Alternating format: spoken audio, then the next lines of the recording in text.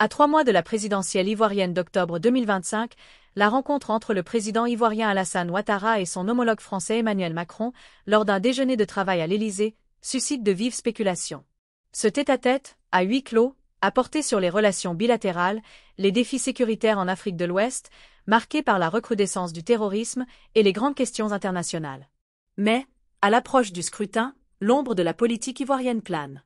Ouattara, qui n'a pas encore clarifié ses intentions sur une éventuelle candidature, a promis une élection transparente et apaisée, tout en restant muet sur ses plans. Le climat politique en Côte d'Ivoire reste tendu. Des figures majeures comme Tidjane Thiam, PDCI-RDA, et Laurent Gbagbo, PPACI, sont exclus du scrutin pour des raisons judiciaires, attisant les revendications, notamment autour de la dissolution de la CEI. Pourquoi ce sommet intriguait-il autant? La Côte d'Ivoire, poids lourd économique et militaire de l'Afrique de l'Ouest, est un partenaire stratégique de la France.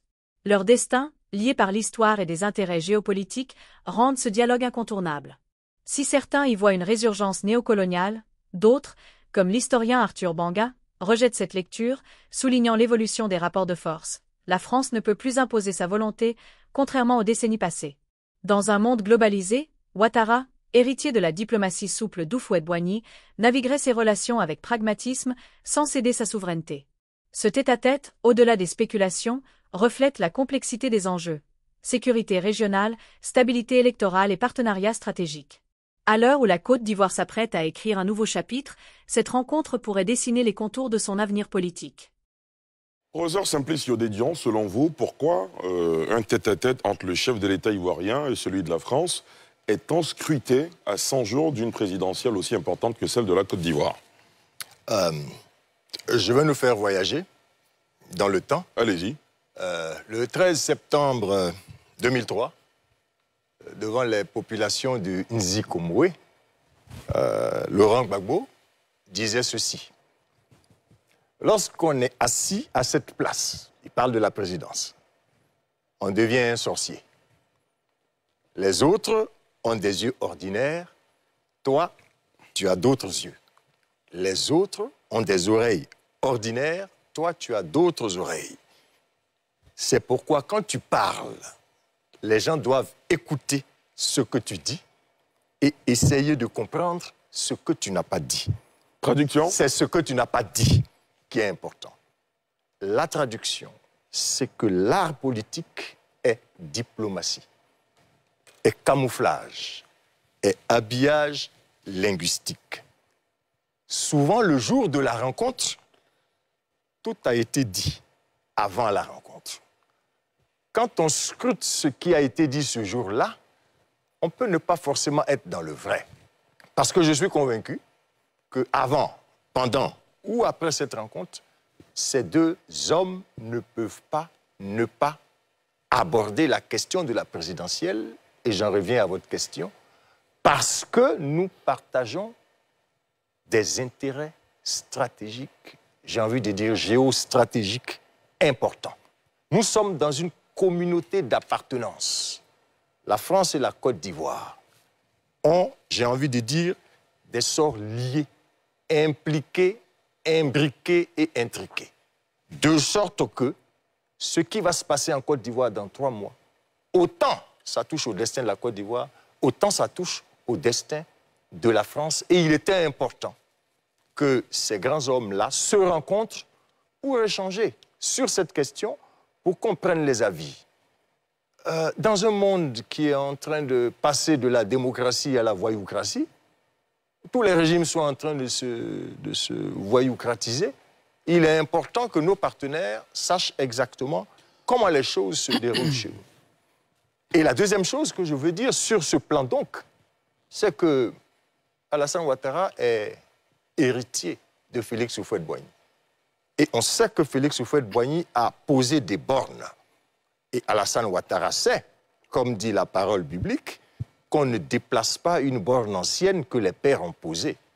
La conception de la souveraineté que Félix Houphouët-Boigny déploie, et j'invite tous les frères chercheurs ici à mener la réflexion avec moi, ce n'est pas une souveraineté brutale, ce n'est pas une souveraineté rigide, c'est une souveraineté souple, dialectique, modulée, qui fait que vous pouvez gagner la souveraineté dans ses rapports avec les uns et les autres, il gagne des parcelles de souveraineté, ça peut donner l'impression qu'il cède certaines parts de souveraineté, mais c'est ainsi qu'Houphouët a toujours fonctionné, parce qu'il a compris comment le monde fonctionne. De sorte qu'Alassane Ouattara, qui poursuit cette politique-là, et qui a endossé cette manière de concevoir la politique, ne peut pas ne pas aborder cette question importante avec le président de la France, ce qui ne signifie pas, à mon sens, qu'il est allé prendre des consignes, parce que cet homme-là, quand vous le regardez, il ne ressemble pas à quelqu'un à qui on doit donner des consignes, mais c'est quelqu'un qui mène la réflexion en tenant compte du fait qu'on est dans un monde qui est globalisé, où les intérêts s'interpénètrent. Très bien. Professeur Riba, partagez le même avis ou vous avez un tout autre jugement? Je ne dirais pas que je partage le même avis. Moi, je voudrais commencer d'abord par une approche lexicale. Allez-y. Nous sommes, comme vous l'avez dit tout à l'heure, dans une rencontre entre deux chefs d'État et nous n'y étions pas. Et donc, la méthode que nous utilisons pour analyser ce fait est une observation non participante. L'observation non participante a cela de limite que vous qui parlez de la chose, vous ne vivez pas la chose, vous l'interprétez selon votre vécu, selon votre sens, selon votre perception. Perception qui peut être en marge ou à côté de la réalité. Dans cette observation non participante, je commencerai donc par l'approche lexicale. L'approche lexicale, c'est que nous avons deux acteurs, un s'appelle Ouattara, un autre s'appelle Macron. C'est cela. Ouattara et Macron se rencontrent et lorsqu'on utilise, excusez-moi, je suis beaucoup littéraire sur ce Non, il n'y a pas temps. de problème, allez-y. Lorsqu'on utilise l'usage des littéraires, nous sommes dans une métonymie. La métonymie, c'est quoi? C'est le contenant et le contenu. Nous avons deux chefs d'État, ce sont des institutions, des présidents, mais ces présidents sont habités par des individus qui sont Ouattara et Macron. Quand je fais l'approche lexicale, Ouattara, c'est un individu, Macron, c'est un individu. Et Ouattara, quand je prends l'individu, je regarde son âge, je regarde son expérience politique. Quand je prends Macron, je regarde moins son âge, je regarde son expérience politique. Quand je prends les présidents, je suis alors en ce moment au niveau du contenant, c'est-à-dire des institutions. Nous sommes avec deux présidents, dont un est celui d'un État africain, colonisé par un autre État. Quand ils se rencontrent, c'est la colonie et la métropole qui se rencontrent. Et ce qui se passe, c'est qu'il y a un président qui se déplace pour aller vers un autre. Vous savez, en matière de diplomatie, nous avons vu dernièrement le chef d'État guinéen arriver en Côte d'Ivoire. Nous étions fiers de voir qu'on vient prendre conseil auprès de notre président. Aujourd'hui, c'est notre président qui se déplace et qui va en France. Nous avons plusieurs possibilités. Il y a que les deux se sont rencontrés. De quoi ont-ils parlé? Dion l'a dit tout à l'heure, la diplomatie, il y a ce que celui qui est assis entend dit, il y a ce que nous entendons et que nous interprétons dans notre observation non participante. Qu'est-ce que je déduis? J'en déduis que dans la mesure où un chef d'État africain rencontre, ivoirien, rencontre un chef d'État français, il y a une lecture néocoloniale qui s'impose à tous les coups parce que notre chef d'État n'est pas allé rencontrer celui britannique, il n'est pas allé rencontrer celui américain, il est allé rencontrer celui de la France. Et quand nous savons les rapports coloniaux entre la France et la Côte d'Ivoire, et que je reviens à l'approche lexicale, nous avons un président, nous avons des individus, je me dis beaucoup de choses peuvent se dire et je voudrais pour l'instant m'arrêter à ce niveau lexical des individus et du contenu et du contenant et des rapports néocoloniaux qui peuvent exister et après je pourrais alors rentrer dans le fond pour dire de quoi peuvent-ils parler, observation non participante qui pourra être subjective ou objective selon les cas. Très bien, très bien. Franck-Stéphane Dédy, à 100 jours de la présidentielle, quelle lecture faites-vous de cette rencontre, vous? Ok, merci beaucoup, Ali. Moi, mon analyse, elle est à, on va dire, 4-5 points. Professeur Dion et professeur Henri Ba, c'est ça? C'est cela. Voilà. On parlait d'intérêt géostratégique. C'est vrai que rien n'a filtré officiellement de cette rencontre-là, mais on peut, à 3 mois de la présidentielle, s'imaginer que au centre des échanges auraient pu intervenir les intérêts stratégiques, géostratégiques de ces deux pays-là. Parce qu'il ne faudrait pas qu'on oublie, il y a un vent de rejet qui souffle un peu dans la sous-région vis-à-vis de l'establishment occidental. Donc, il va sans dire qu'aujourd'hui, pour les profanes que nous sommes, la Côte d'Ivoire reste l'un des derniers précarés, même si ça peut peut-être ne pas plaire, des vestiges de la France-Afrique dans la sous-région.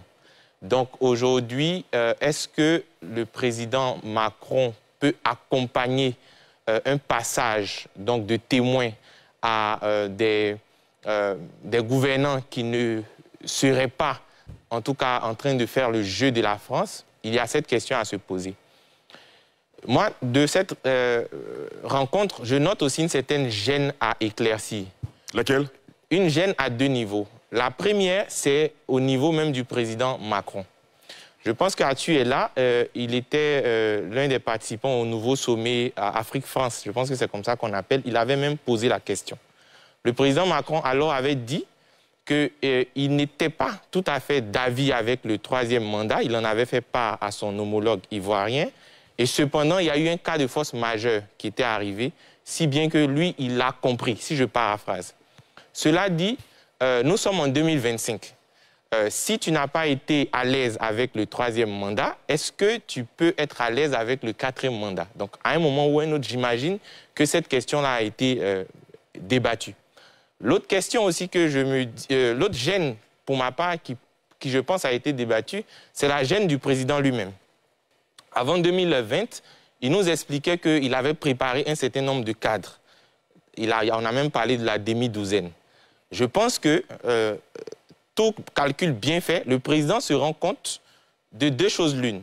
Soit qu'il n'a pas suffisamment préparé des gens, parce que personne n'émerge, ou alors, soit il les a suffisamment préparés, mais ces derniers-là n'ont pas la carrure aujourd'hui pour lui succéder.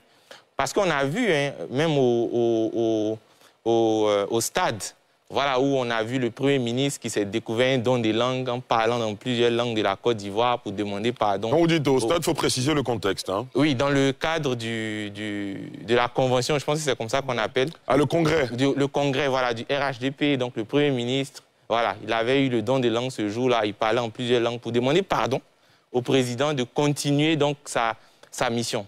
Comme un aveu du fait que, attention, on n'est pas encore prêt à ce que tu nous lâches.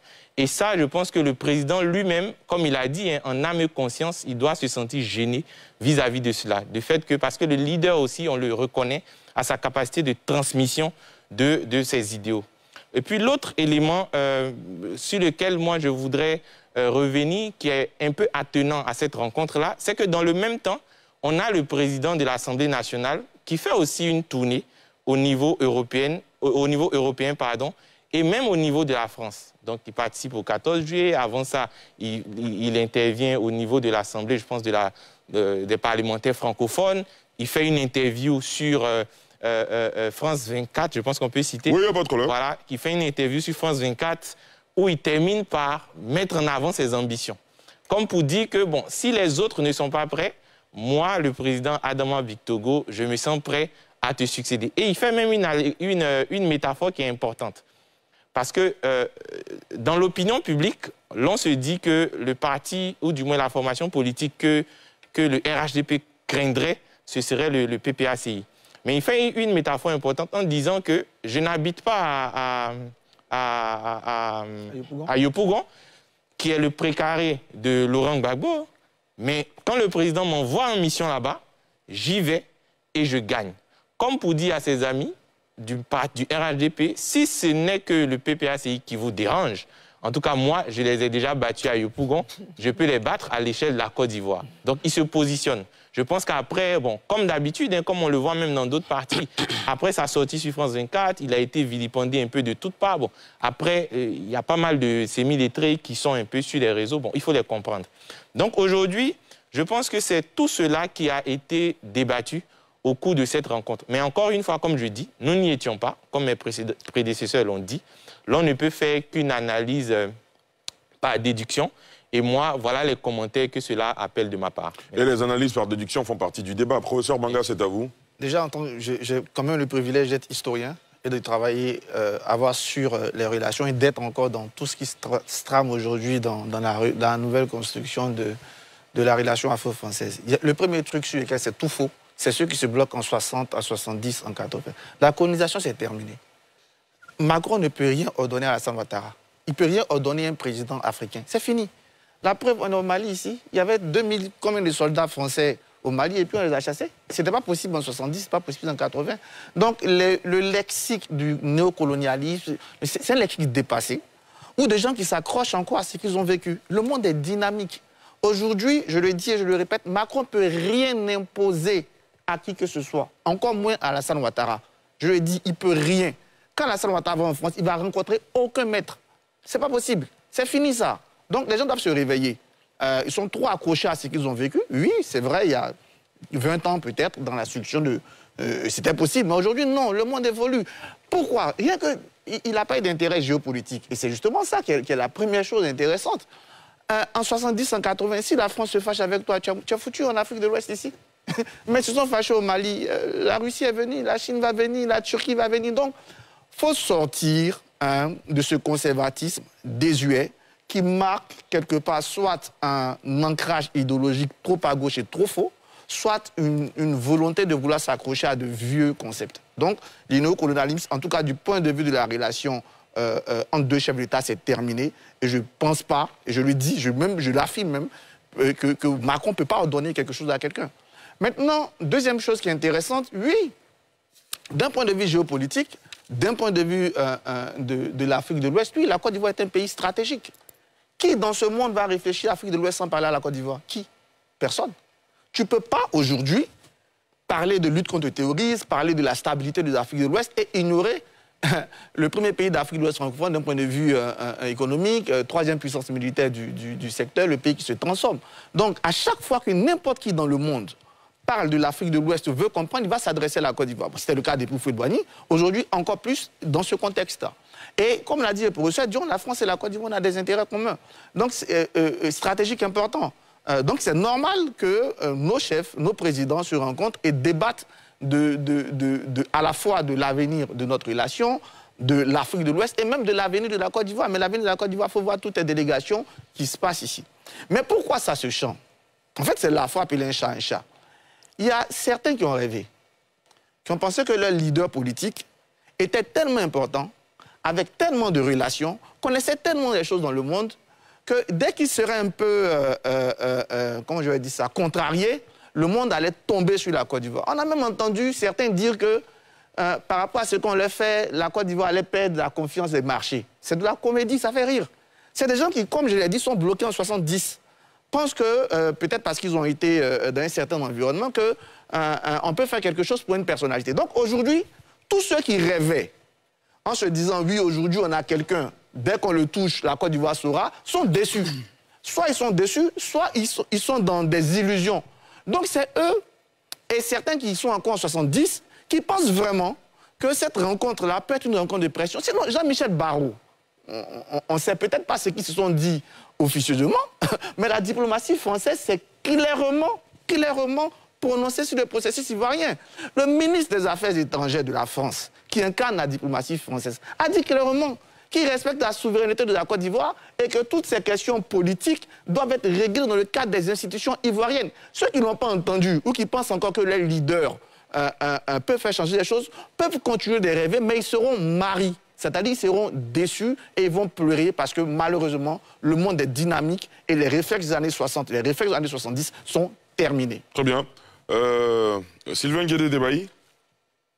Ok, après tout ce qui a été dit ici par mes co-débatteurs, je voudrais d'abord faire observer, comme eux, que cette rencontre qui a eu lieu à Paris, à 6000 km d'Abidjan, s'est passé, effectivement, comme ils l'ont dit, entre deux personnes. Et je retiens ici le mot « tête à tête ». C'est-à-dire que personne n'était là. C'était les deux présidents qui étaient là, face à face, et qui se sont parlé. Qu'est-ce qu'ils se sont dit? On ne sait pas. Ça relève du secret. Mais non, il y a quand même quelques informations qui ont été dites de ça et là dans la presse. Comme toujours, il y a toujours quelqu'un qui passe... Sinon, on ne ferait pas de débat. Il y a quelqu'un qui passe toujours un coup de fil pour dire, bon, voilà, voici un peu, et puis bon, nous tous, on est là. En plus, vous êtes de la presse, vous savez ce que c'est. On spécule, voilà, on spécule sur ce qui a été dit. Mais il faut quand même revoir le contexte. C'est-à-dire que cette rencontre arrive au moment où, ici, dans la situation ivoirienne, le RHDP a fini son congrès qui devait désigner un candidat qui était Alassane Ouattara, qui leur a demandé d'attendre, qu'il devait d'abord réfléchir. Et dans sa réflexion, il est allé en France. Ça, c'est un fait. Et il y a également qu'en Côte d'Ivoire, nous sommes à 3 mois d'une élection présidentielle. C'est cela. Nous savons très bien qu'en 2010 et même en 2020, la France s'était ingérée dans l'élection ivoirienne. Ça, il faut avoir le courage de le dire. En 2010, nous avons vu tout ce qui s'est passé. C'est la France qui a été décisive pour changer la nature du régime. En 2020 également, c'est encore dans les difficultés, dans la situation, dans le tumulte dans lequel on était, le président français a dû intervenir. Il a dû dire quelque chose pour dire qu'il y avait des circonstances atténuantes au 3e mandat. Ça, au moins, il a dit, on l'a su. Et donc, dans ce qu'ils se sont dit, nous, ce qu'on peut faire, c'est peut-être de spéculer, mais au moins, on peut se demander ce qu'ils se sont dit. Et on peut se demander qu'est-ce que notre président est allé chercher en France. Il pouvait aller en Russie, il pouvait aller en Algérie, il pouvait aller au Canada, mais il est allé en France. C'est en raison, comme ils l'ont rappelé ici, de ce qui nous lie à la France. Et donc, on ne peut pas me dire ici qu'ils sont allés se rencontrer en France sans avoir parlé de la situation ivoirienne. Et nous avons lu un confrère qui a décrit ce qui s'est passé, ce qu'ils se sont dit, mais sans évoquer les élections en Côte d'Ivoire. Bon, croira qui pourra croire, mais ou alors qui veut croire. Mais moi, ce que je peux dire ici, c'est que Arthur parlait de sortir du conservatisme désuet, oui, nous le savons. C'est-à-dire qu'aujourd'hui, le discours sur la souveraineté, il veut dire que ça n'a plus de sens. Mais que voulait signifier Alassane Ouattara, ou le régime ivoirien, en démantelant la base militaire française en Côte d'Ivoire? C'était juste pour donner une réponse à ceux qui ont cette quête de souveraineté. Et donc, quand il dit de sortir du conservatisme, oui, on veut bien y sortir, on veut bien en sortir, mais est-ce que nous-mêmes, nous sommes prêts? Parce qu'on ne peut pas comprendre qu'à 3 mois d'une élection présidentielle, c'est comme si notre président était allé prendre des consignes en France.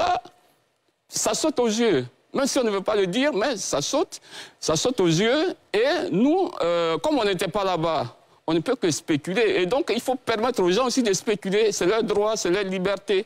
Je suis donc, moi, dans mes interrogations, et dire qu'à l'ère du multilatéralisme, et au moment où le discours sur la souveraineté fait quand même des vagues, on devrait quand même se garder de ces voyages. Parce qu'aujourd'hui, moi, je ne sais pas, un ami sur la toile s'amusait à compter les voyages. En 2023, quand je le suivais encore sur les réseaux sociaux, il en était à 269 voyages de notre président, dont la plupart sont consacrés à la France. C'est trop. On va se demander, mais qu'est-ce qu'il va chercher là-bas? Pourquoi il ne reste pas dans son pays? Pourquoi il ne reste pas en Côte d'Ivoire? Bien que... on ne lui demande pas de rompre les relations diplomatiques à la France. Non, la diplomatie, ça existe. On doit toujours avoir ces relations. Mais il faut quand même à un moment donné se libérer soi-même. Il faut se libérer soi-même. Il faut mettre les préoccupations de son pays en avant. Ici, on parle de dialogue. On n'a pas besoin d'aller en France. On n'a pas besoin d'aller au Canada pour qu'on puisse appeler les frères ivoiriens et trouver un consensus autour du processus électoral qui fait aujourd'hui des craintes dans la société. Il faut avoir le courage de le reconnaître. Très bien. Donc moi, c'est cette première analyse que je voudrais faire. Et je crois qu'on doit sortir, oui, du conservatisme, mais il faut que nous ayons le courage d'en sortir. Bien sûr. Kokoranzi Bernard. Alors, ce que je note, c'est que, et je crois que tout le monde l'a constaté, il n'y a pas eu d'information officielle, il n'y a pas eu de communiqué donc, qui est sorti à l'issue de leurs échanges. Et donc, tout ce que les gens font, c'est de la spéculation. C'est de la pure spéculation. Il y a certains qui prennent leurs illusions donc, pour de la vérité. Ils essaient d'imaginer des choses. Et je me rends compte qu'ils sont très, très fertiles dans l'imagination. Mais ce que moi, je note, comme tu l'as dit, ce sont quand même les discours officiels. D'abord, comme vous l'avez dit, la presse a fait quand même écho d'un certain nombre d'informations. Donc, je crois que ce sont la presse est quand même sérieuse avec les organes donc, qui ont donné les informations, tels que Jeune Afrique, qui a quand même égrené un certain nombre de choses sur les défis sécuritaires autour de nous, parce qu'il y a la recrudescence donc, des attaques djihadistes autour de nous, au Mali, au Burkina et autres. On sait qu'aujourd'hui, il y a une crise au niveau de l'UEMOA, parce que je crois que vous avez eu le débat ici, et il y a d'autres questions. Donc, lorsque la France, par exemple, est un partenaire important au niveau de l'UEMOA, il est clair que quand il y a ces questions qui se posent, naturellement, la Côte d'Ivoire, qui représente pratiquement 40% donc, du PIB de l'UEMOA, et discute avec le partenaire principal qui est la France.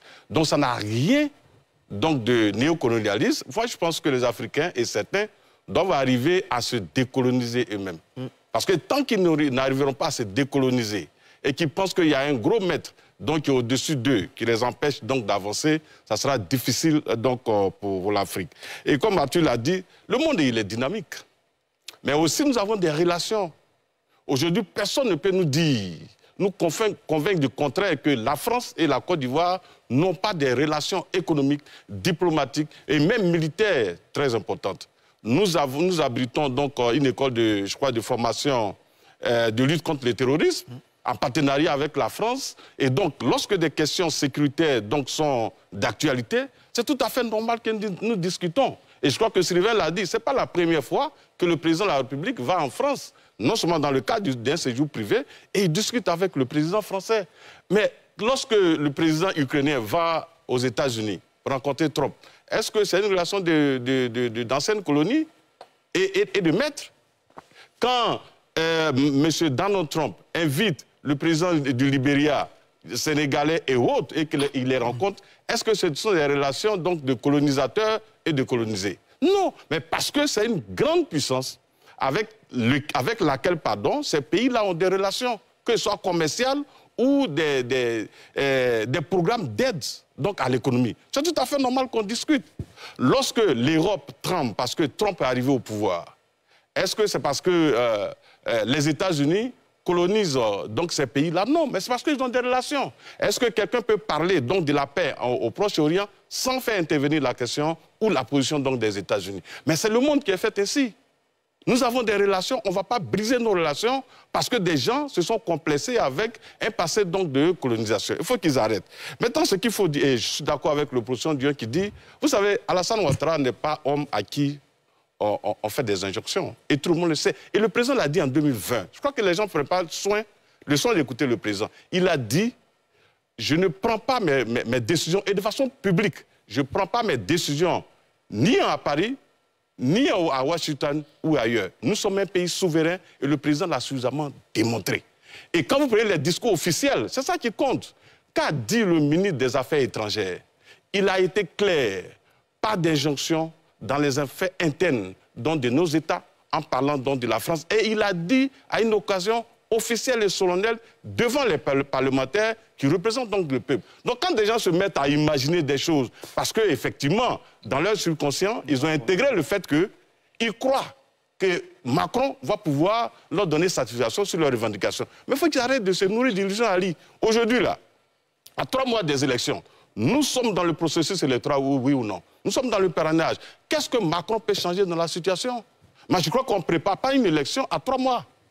Si Macron devait influencer la position de qui que ce soit, je crois que les élections, tout le monde sait que c'est 5 ans après. Pourquoi attendre 3 mois pour appeler Alassane Ouattara pour lui donner des instructions sur la base de quoi? Alors que nous avons nos instructions qui fonctionnent, mais nous sommes pris en 2010, Sylvain de Bailly, où la Côte d'Ivoire était en crise, et nous-mêmes, nous avons fait appel à la France. Donc il y avait une force, donc il considère une force tampon dans notre pays. Et nos accords étaient signés en France. Donc il faut que vous sortiez de ce passé sombre de notre pays, qui ne fait même pas honneur à notre pays, parce qu'il y a eu des gens à la tête de ce pays qui n'ont pas été suffisamment responsables pour garantir l'intégrité de notre territoire. Aujourd'hui, ce n'est pas le cas, et la Côte d'Ivoire est un pays souverain, donc qui avance avec le fonctionnement donc, de ces institutions, et personne ne nous donnera donc de leçons ni d'injonctions. Très bien. Alors, on vous a bien entendu chacun sur ce sujet. On va passer au deuxième. Et je vois qu'il y a quelques réactions. Professeur Ariba, allez-y. En fait, je vous prierai, s'il vous plaît, monsieur, pour ce deuxième tour de table, d'être plus bref, s'il vous plaît. Je voudrais préciser quelque chose. Vous savez, il n'y a rien de plus dangereux pour un intellectuel que de parler de ce qu'il ne sait pas.